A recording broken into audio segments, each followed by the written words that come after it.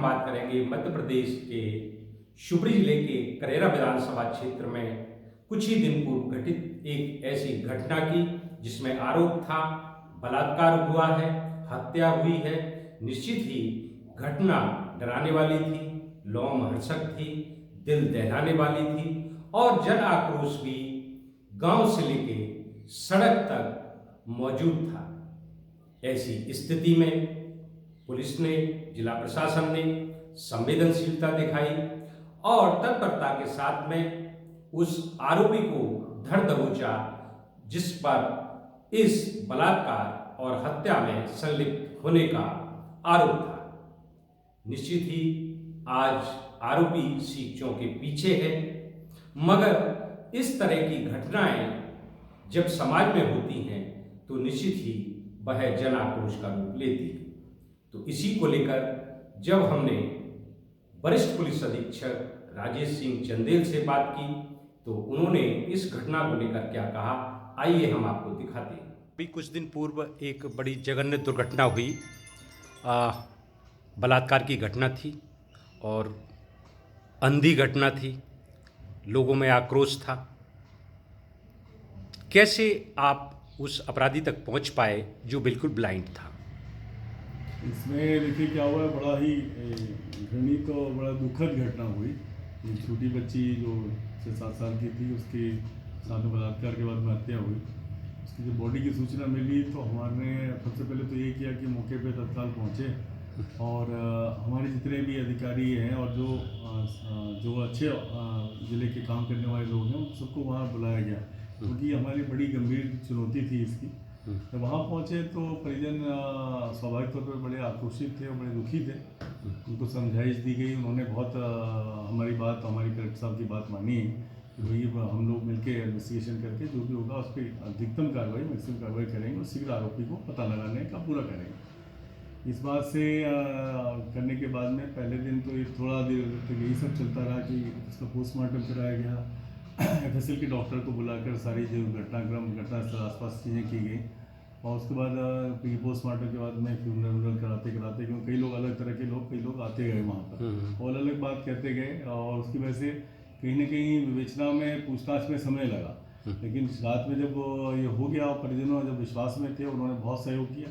उन सबसे बातचीत करने के बाद में हम लोगों ने कोशिश करी कि किस तरह का व्यक्ति उस बच्ची के साथ में आखिरी बार देखा गया था या किसी ने देखा क्या, तो वो एक जानकारी मिली, एक हुलिया के बारे में जानकारी मिली और उसके साथ में जितने उस क्षेत्र के संदिग्ध चरित्र के लोग थे, चाहे पुराने बदमाश हों, जिस तरह के यौन 4 अपराधों में रहे हों, उन सबको भी इकट्ठा किया गया, उनसे भी पूछताछ की गई कि इस तरह का आदमी कोई और उनके दिमाग में है। ये सारी बात रात में चली। फिर अगले दिन फिर हमने उससे जो हमको बताने वाले थे उनके उससे हुलिया की डिटेल की कुछ स्केच वगैरह भी बनवाने की कोशिश करी और उसमें हम लोगों के मेरा ख्याल है कम से कम 100-150 आदमियों से बातचीत की गई और जो भी बेला स्थल पे जितने भी लोग बाहर के थे और जो लोग वहाँ आने जाने वाले थे, सबसे बातचीत की गई। तो फाइनली उसमें हम ये जो आरोपी है इसके हुलिये को क्लियर करने में सफल रहे कि ये हुलिया का व्यक्ति इधर रहता है और उस पर से उसके घर पहुँच के फिर उससे जब बातचीत की गई, उसके कपड़े पे देखे गए तो उस बच्चे ने उस आरोपी ने स्वीकार किया। आरोपी जो है वो फोन वीडियो वगैरह देखता था और उसका दिमाग शरारती और वैसी टाइप का उसने कृत्य किया। उसका ये कहना था कि मैंने जब बच्ची के साथ गलत काम किया तो बिस्कुट खिलाने के नाम पे किया और उसके बाद में जब वो रोने चिकने लगी तो मुझे लगा कि मेरी पहचान बता देगी और इसलिए उसने गला दबा दिया, तो वो खत्म हो गई। तो ये भाग के अपने घर चला गया। इसकी उम्र कितनी रही होगी आरोपी की? अभी वो 9th में पढ़ रहा था पिछले साल। हम उसको वेरीफाई करवा रहे हैं मेडिकल पे भी, क्योंकि वो उससे हम एग्जैक्ट सही इस चीज़ पे पहुँचे हैं। अपने हिसाब से वो 15 साल की करीबन की उम्र बताता है जी, थैंक यू। तो ये सारा रहा और इसमें लगातार चीज़ें चलती रही, बीच बीच में कुछ विरोध प्रदर्शन ये सारा भी चलता रहा।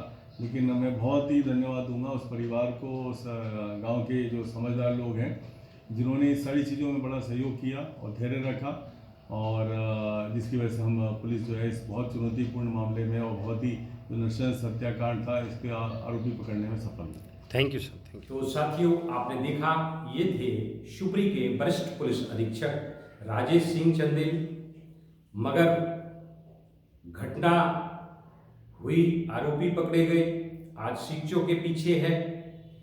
तो सवाल ये उठता है कि विधान और संविधान को मानने वाले इस समाज में, उस नागरिकों के समाज में आखिर इस तरह की जघन्य घटनाएं क्यों बढ़ रही हैं।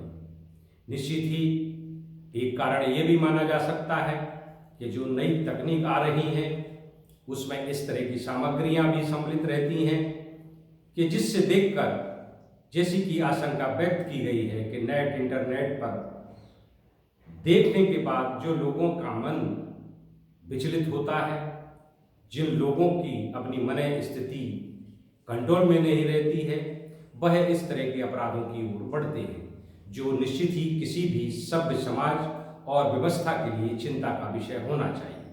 सबसे बड़ी चिंता आज इस बात की है कि समाज में जिस तरह से किसी भी घटना को लेकर जनाक्रोश बढ़ता है, खासकर अगर हम यूँ कहें लोगों में नाराजगी बढ़ती है, धरना आंदोलन शुरू हो जाते हैं, चक्का जाम होते हैं।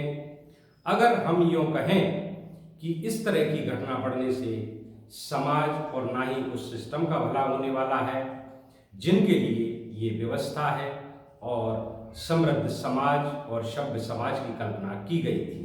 बेहतर हो कि अनादिकाल से विधान में आस्था रखने वाले, संस्कार, संस्कृति, समृद्ध संस्कृति में आस्था रखने वाले और संविधान में गहरी आस्था, विधि में आस्था रखने वाले इस पर विचार करें और अपने अपने स्तर पर प्रयास करें तो निश्चित ही इस तरह की गंभीर और लोमहर्षक घटनाओं को रोका जा सकता है।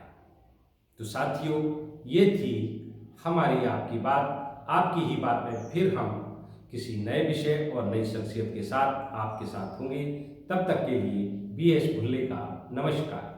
विलेज टाइम्स का कार्यक्रम आपकी बात BS भुल्ले के साथ आपकी बात कहने संपर्क करें।